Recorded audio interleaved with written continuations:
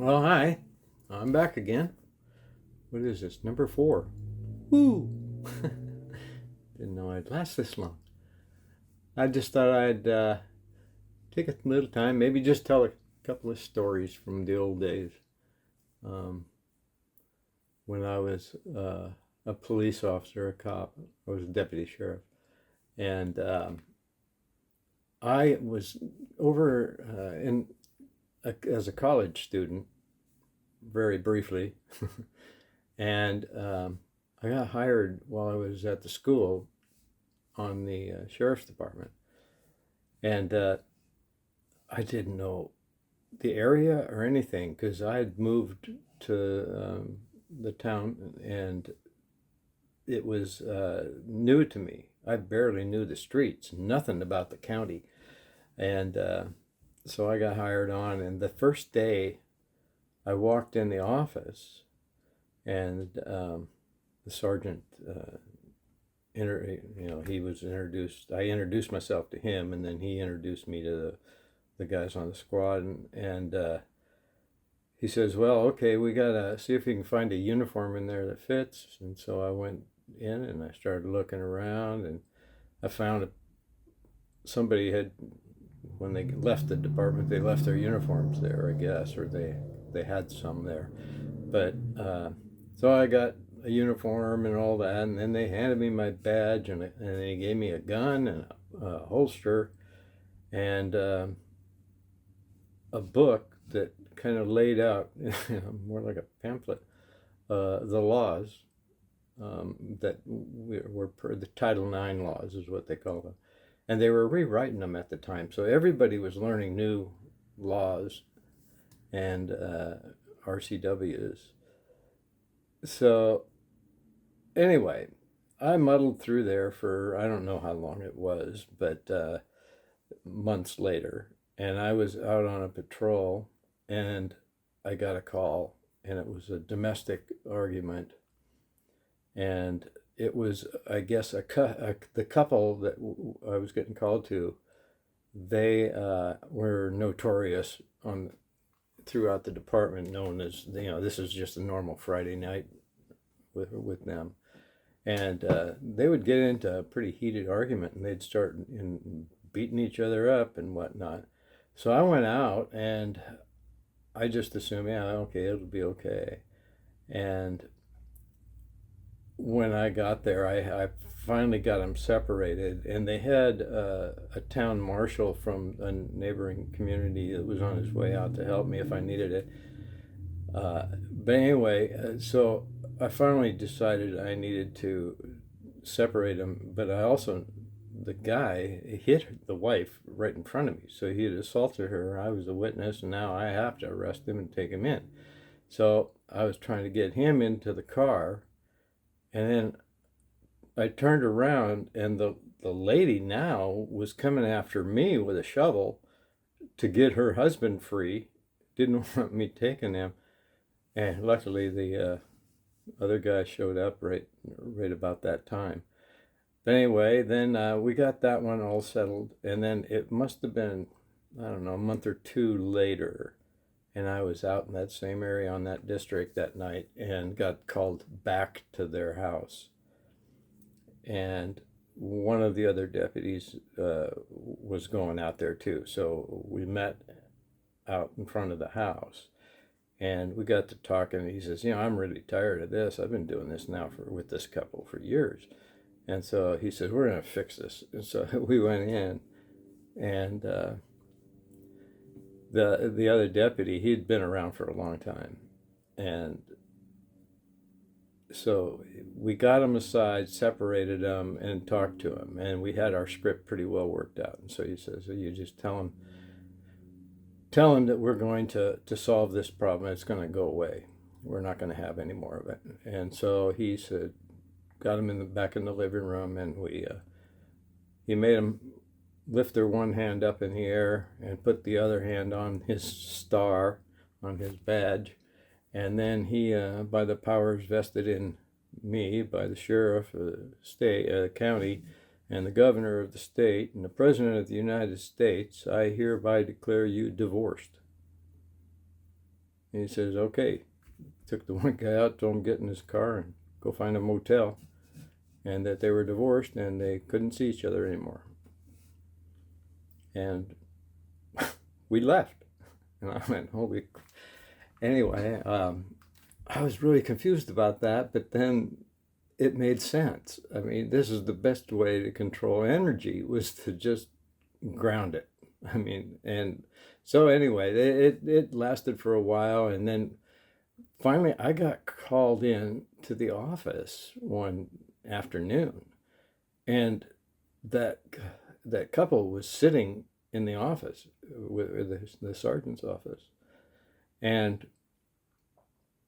so I went in and said, yeah, what's going on? And so then the sergeant took me aside and he said, what the heck happened out there? And and I told him the story.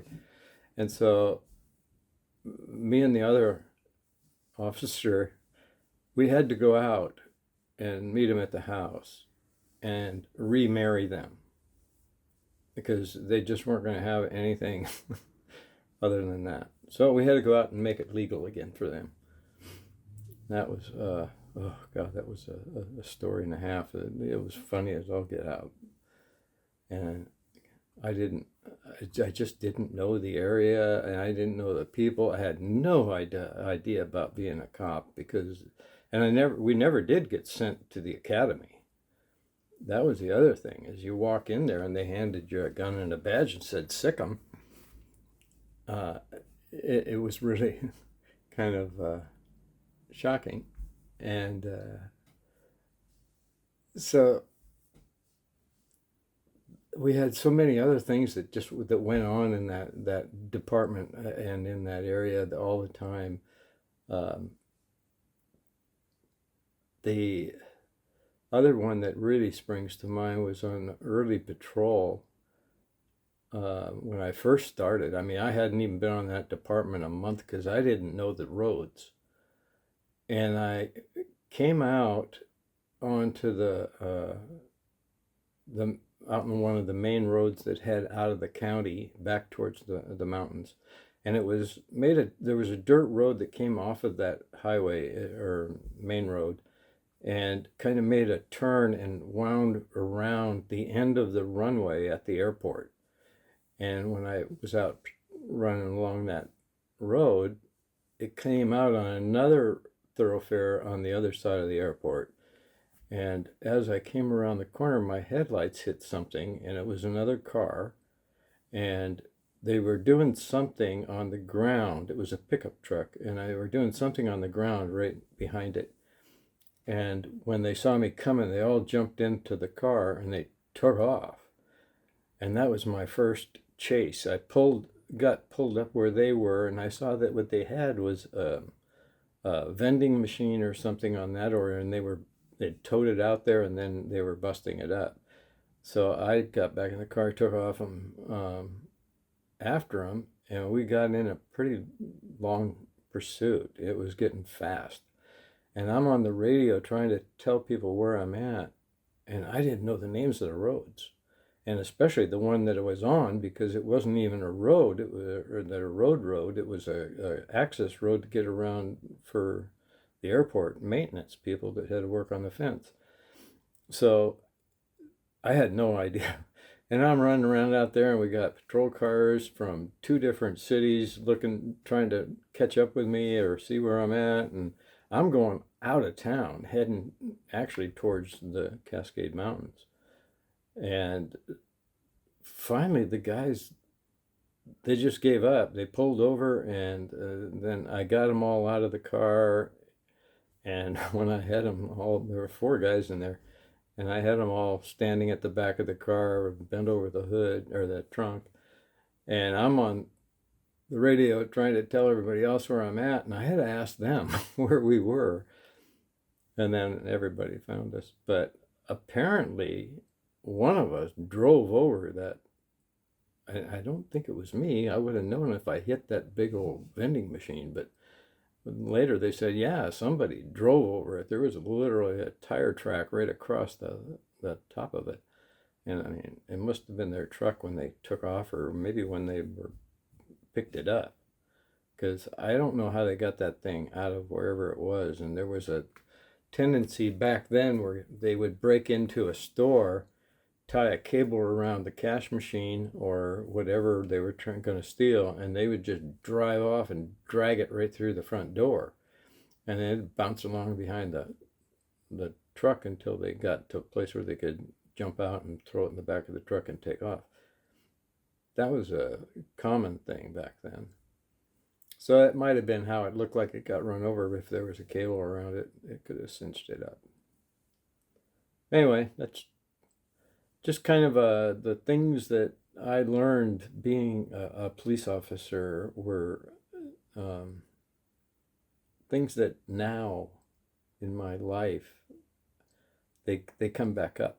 Like I'm going that incident with the divorcing and marrying that couple back together, that really taught me how to handle people. That it's not always being the cop. It's let's solve the situation, and you can get things done a lot better. So handling energy through my life has always been something that I can draw upon something else like that taught me how to diffuse things and get conversations to go the way I'm trying to get them. And I had to do that when I was in security too, because you'd get out someplace in an alley chasing some guy and he's bigger than you, and diplomacy becomes more than valor. I mean, you're not going to do anybody any good if you get yourself waylaid in that alley. And I went down a few alleys where I had to have, if I didn't have help with me, I wouldn't have come out of there probably. But that was just part of the job. But you learn, and it's not just learning, don't do that or don't do this, and it's learning the depth of it, the energy work that it takes to fix things when you're in the midst of something, because your mind is going a million miles an hour in that fog of war, we used to call it. And it's to me, it always felt like time was speeding up, but yet it was slowing down. I felt like it was in slow motion, but yet that it was instant slow motion, but yet I can't even describe it. But it's that adrenaline literally puts you in a state of shock in a way. Your perspective is totally different. So energy is a big thing for me. It has a lot to do with my understanding of things in life, because I really do understand physics and science, all of that stuff. It's so tied together with spirituality, and it's together with politics, everything. There's energy is the answer to solving just about any problem you've got, because it is energy that causes the problem. And if energy isn't moving, you have nothing.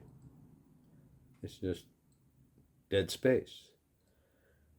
But even if it is moving, if it doesn't have intention, it doesn't know where to go, it has no use, it doesn't really even exist until you do observe it or select it or in some way make it visible to you, become aware of it, and now you've created it. That's that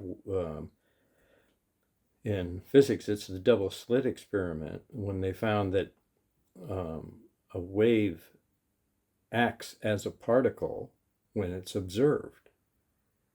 And so the wave is the energy that's everywhere around us. But if you focus on one piece of it, that particle of that wave, whatever it is, it changes. It becomes matter or something other than the wave. It's a point that is created by your observation. So the thing that was caught everybody's attention with that wave experiment was that when observed, the wave acted as a particle. And if it wasn't being observed, it acted as a wave. I often question that, because if it wasn't being observed, how do you know it acted as a wave? That's a question I've always had. But then in life, that question kept getting answered, because it was our awareness of anything that happens in front of me or you. You create that in your world. And when anybody else is in your field, they will share that awareness that you have of this, and they'll feel the same thing. But it is then created in their field. They are taking part of yours. So it's really, to me, it's just so interesting, so exciting to delve into this stuff, because it's all coming together for me. All the science and physics and religion and all of this stuff all come to the same point. They're all tied together. It's like the pyramid. You take all these 4 different dimensions, 5 if you count the base, and then you go, everything comes to a point.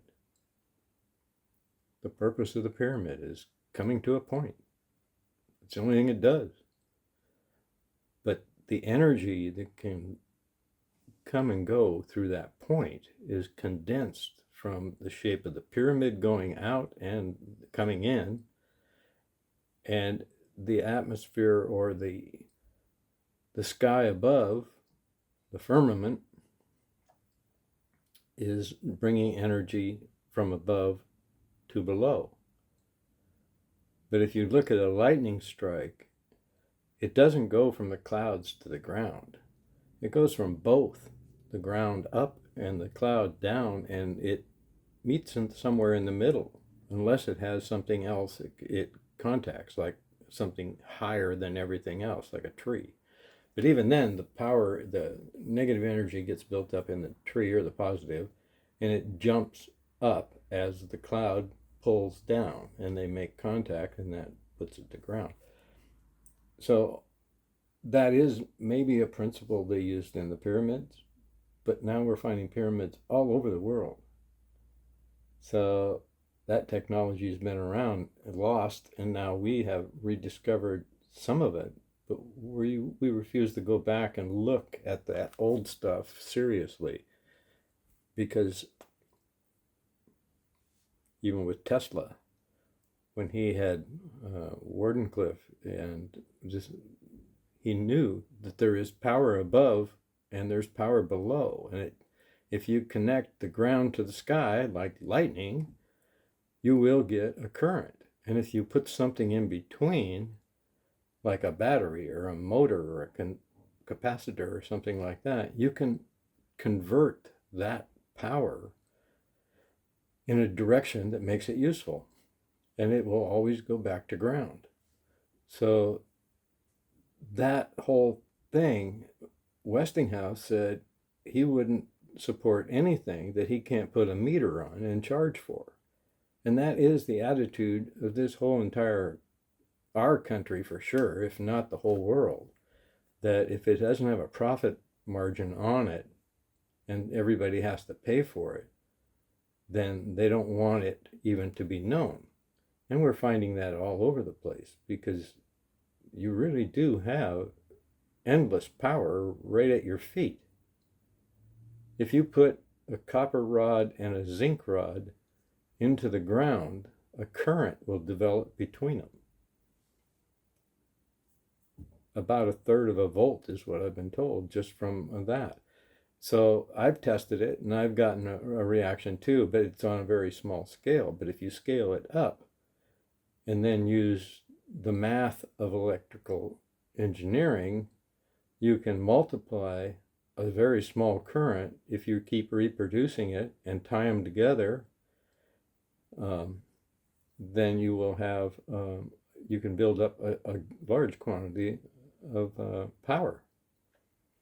So the things that we don't know still outnumber the things we think we know. Science and all of that is so predicated on the dollar that they withhold more information than they give out, because you have to be able to harness it. That's like right now, I've been tracking silver and gold just because it isn't acting normal. It's doing exactly what Bitcoin and those the cryptos were doing for 5-6 years. I was watching that, and it was being manipulated. It was like clockwork. It would rise and fall every weekend. And when it fell, a large number of people were making huge amounts of money because they were the ones causing the collapse, the fall, by selling. The banks have been doing that with silver lately because we have a real big problem with silver. Like right now, this is in, what are we, March? And there is deliveries that go out with silver from the banks to other locations. So they have orders, and what the banks are doing is they're playing that market that is like the futures market. So they are selling stuff they don't have, and it's called a short sale. So you're going to sell X number of contracts to people that are going to be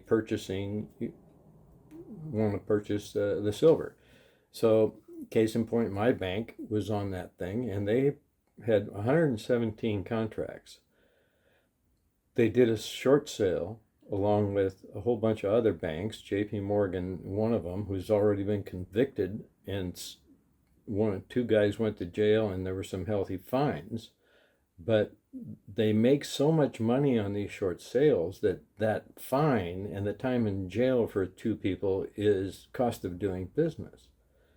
So things have gone awry. So anyway, they are short selling when it gets to a height of price, and in this case, it got up to $121 an ounce for silver.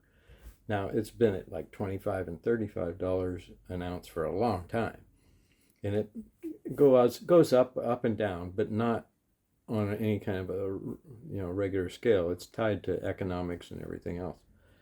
So at $121, all of a sudden they short sell it in huge volumes. I mean, when I say there's a contract, that means that's 5,000 ounce bar of silver being sold. And the price per ounce is whatever it happens to be. In this case, $121 for each ounce on a 5,000 ounce bar. And they are buying however many bars they want to do it. Now, this is commercial accounts, so they're dealing in big numbers. But if you take those contracts and you add them up, it's millions of ounces of silver. So they have all these orders to sell all this silver, and they don't have it. There's only like 50 million ounces of silver in the whole system, and they just put in an order for 100 and some ounces, a million ounces, and so there's this shortfall. Well, normally it would collapse down when they came close to the delivery time. People would say they'll just take cash money for it and not delivery of the gold.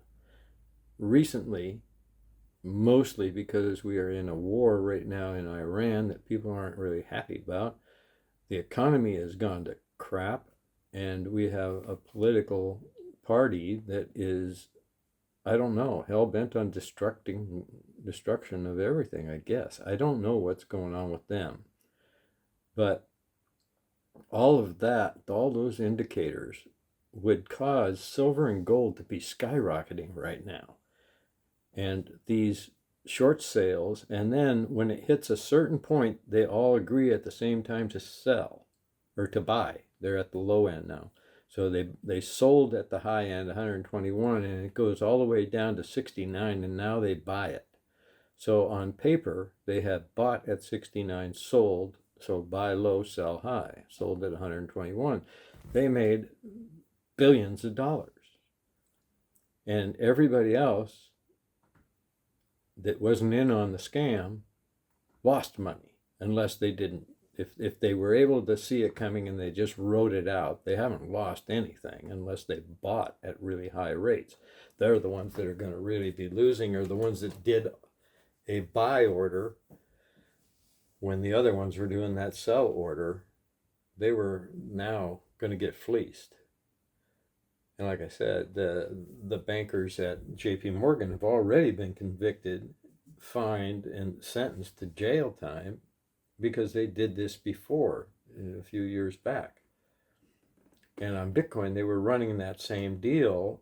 And to me, it seems now like 5-6 years ago when Bitcoin was having that problem, it was because they were playing games then, learning how the algorithms work. And Bitcoin, since the banks always looked at it as that's just play, it's not real. It's play money, or isn't even play money. It's just electronic. Something says a scoreboard says you got this many points, and it does. But so is the dollar. They say it's backed by the U.S. Well, right now we're not very good backers. So what's happening to the dollar? It's supposedly being held propped up, and it's very strong, but it's not reacting to the right indicators or something, because it should be in free fall, because we are in a huge amount of inflation right now, and inflation means depression. And could be a recession, but the only difference is that in a recession, you're broke. In a depression, I'm broke. So anyway, there's my little talk for today. Just chit-chatting. Okay, well, have a good one. Thanks a lot.